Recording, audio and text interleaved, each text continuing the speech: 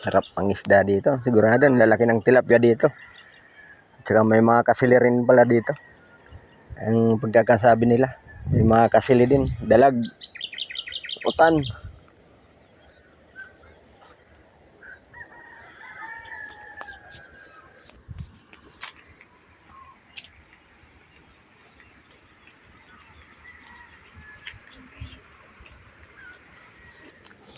Morning po. Pasyal-pasyal din pag umaga.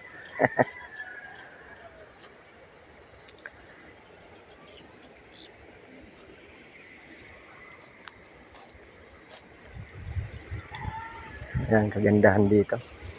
Hindi mawawalan to ng ng supply ng tubig ang mga magsasaka rito. Kasi galing yata ito sa bundok, yung may burabod.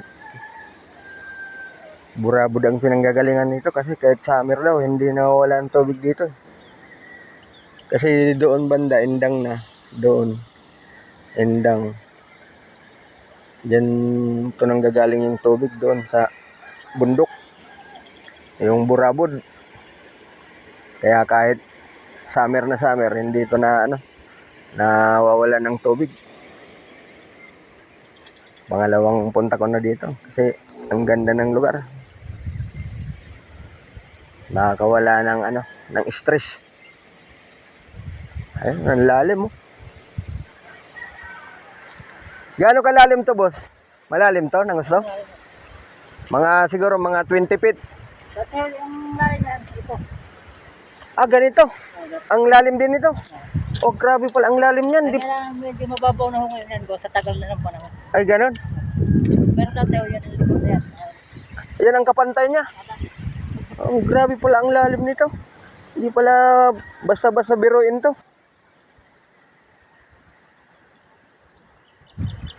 Ang lalim daw, sabi ni Kuya. Oh.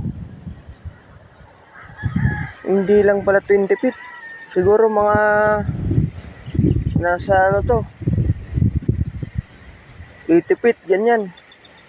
Ganyan kalalim, mga nasa 80 feet yan. 80 to 70.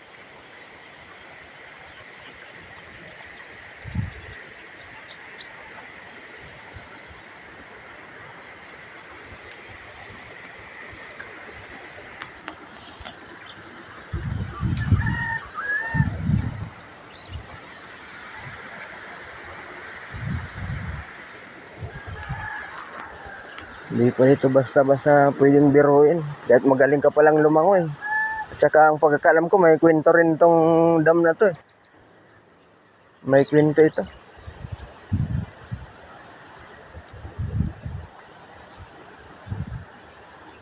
Ang pagkakalam ko, marami nang nalunod dito .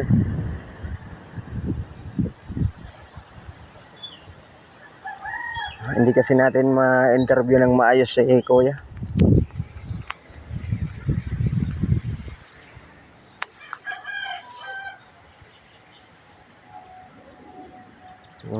Talagang yung story talaga nito. Ako yung mauwi na.